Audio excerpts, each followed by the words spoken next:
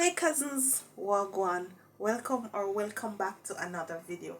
So in today's video I did some chiny bump. Yes, I did some chiny bump, otherwise called Bantu nuts. I guess that's the correct name for it, Bantu nuts.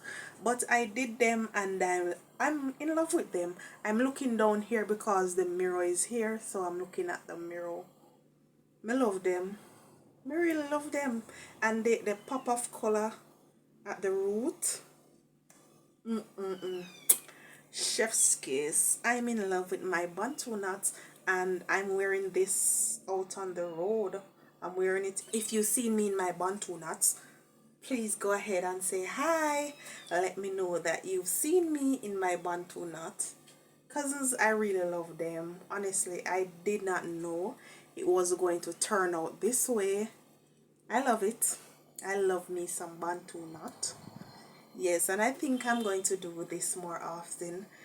I don't have any edge control, so I cannot tame my edges. It's going to be like this for now. But yeah, I'm in love with my Bantu nuts.